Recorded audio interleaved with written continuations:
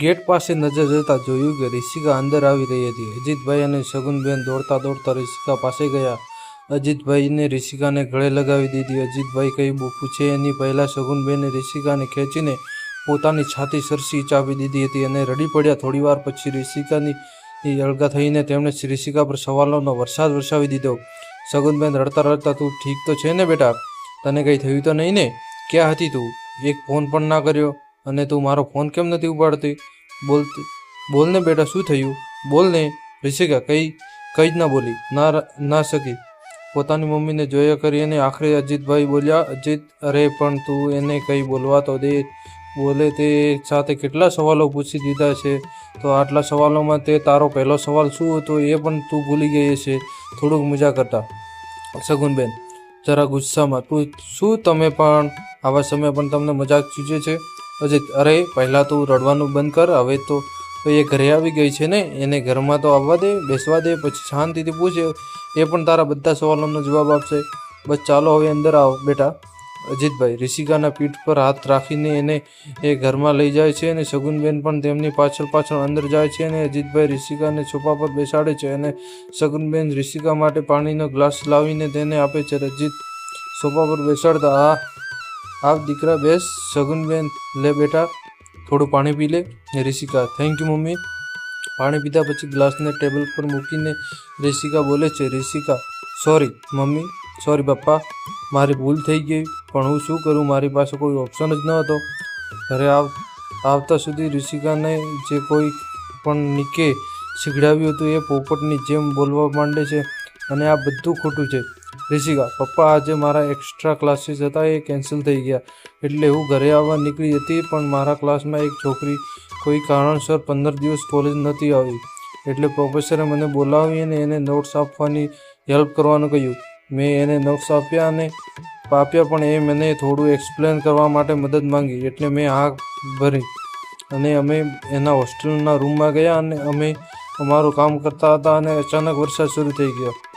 મને લાગ્યું કે થોડીક વારમાં અટકી જશે, પણ થોડી વારમાં ન અટક્યો। હું તમને ફોન કરવા ગઈ તો મારા ફોનમાં નેટવર્ક ન હતું અને એના ફોનમાં પણ નેટવર્ક ન હતું। પછી મને પણ ઘણી ચિંતા થવા લાગી કે હું શું કરું, વરસાદ તો ધીમો થતો જ નહોતો, 10 વાગી ગયા હતા। બોલતા બોલતા રડી પડે છે। અજીત, રડ નહીં બેટા, બોલ, પછી શું થયું?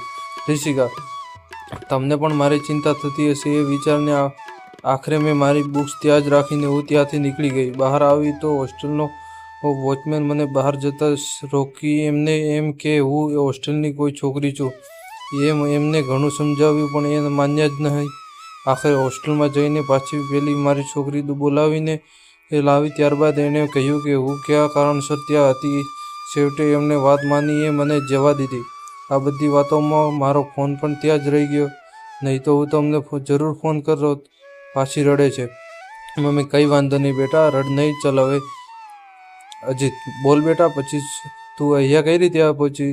રિષિકા, પપ્પા, હોસ્ટેલમાંથી બહાર આવ્યા પછી મને રાત્રે કોઈ વ્હીકલ દેખાતું નહોતું, એટલે હું થોડો આગળ ચાલતી આવી અને થેન્ક ગોડ કે મારા કોલેજનો એક છોકરો મળ્યો, તેને મને પોતાની કારમાં લિફ્ટ આપી અને એ ઘર સુધી મૂકી ગયો। રિષિકા પોતાના બંને હાથો મોઢા પર રાખીને રડવા લાગે છે। રિષિકા, સોરી મમ્મી, સોરી પપ્પા, મને માફ કરી દો।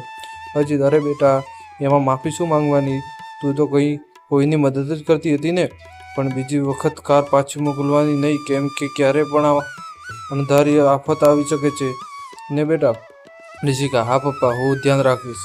અજીત, ઓકે, ચાલ હવે તને ભૂખ લાગી હશે, થોડું જમી લે અને સૂઈ જા। રિષિકા, ના પપ્પા, મેં હોસ્ટેલના મેસમાં થોડો નાસ્તો કરી લીધો છે, એટલે ભૂખ નથી, પણ પપ્પા તમે ને મમ્મી જમી લો, મને ખબર છે કે તમે જમ્યું પણ નહીં હશે, બરાબર ને? શગુન, કઈ રીતે જમીએ બેટા, અમે તમારી ચિંતા હતી। અજીત, ચાલો ઠીક છે, હવે આમ પણ ઘણી રાત થઈ છે, હવે જમવાનું પણ નહીં ભાવે, એમ કામ કર શગુન, મારા અને રિષિકા માટે ગરમા ગરમ દૂધ બનાવીને બસ કાપી દે। કેમ બેટા, બરાબર ને? રિષિકા થોડું હસીને, હા પપ્પા। શગુન, ઠીક છે, તમે બંને તમારા રૂમમાં જાઓ અને ફ્રેશ થઈ જાઓ, હું દૂધ લઈને આવું છું। અજીત, રિષિકા, ઓકે।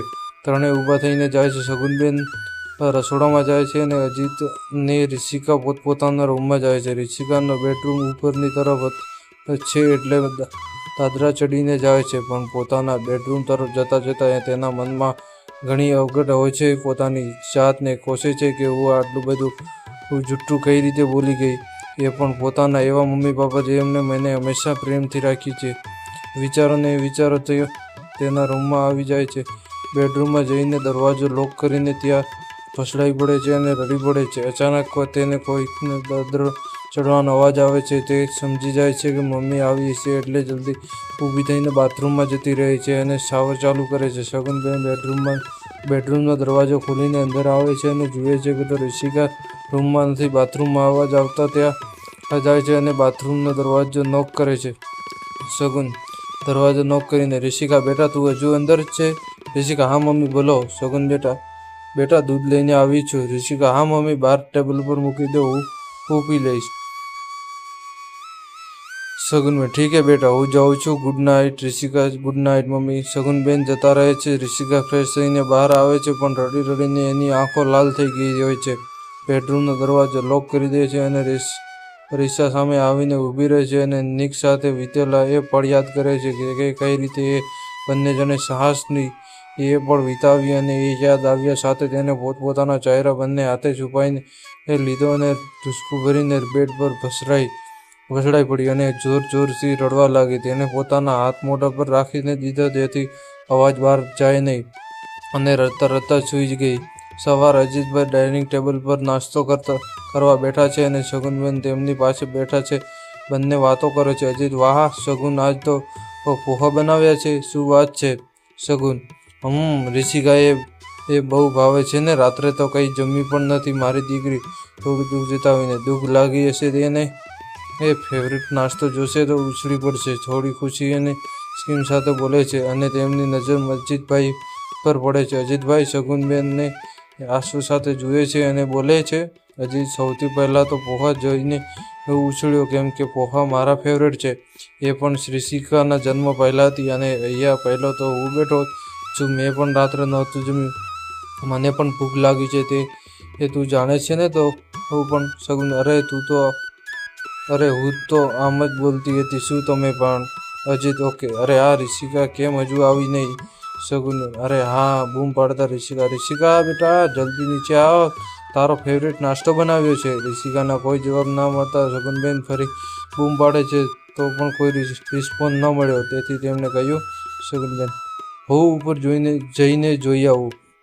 સગુનબેન રિષિકાના બેડરૂમનો દરવાજો નોક કરે છે, પણ રિષિકા દરવાજો ખોલતી નથી. ઘણો સમય થયો હોવાથી અજીતભાઈ પણ ઉપર આવી જાય છે. સગુનબેન હજુ દરવાજો નોક કર્યા કરે છે. અજય ચિંતામાં, શું થયું સગુન? હજી રિષિકાએ દરવાજો નથી ખોલ્યો? સગુન ના જુએ, તે પણ ચિંતા કરે છે. શું થયું હશે? અજય તું એક કામ કર, જા જલ્દી આ રૂમની માસ્ટર કી લઈ આવ. સગુન હા હમણાં લાવી. સગુનબેન થોડી વાર પછી ચાવી લઈને આવે છે અને અજીતભાઈને આપે છે. અજીતભાઈ દરવાજો ખોલે છે, બંને અંદર જાય છે. રિષિકાના હજુ બેડ પર સૂતેલી છે, તે જોઈને બંને દોડીને તેની પાસે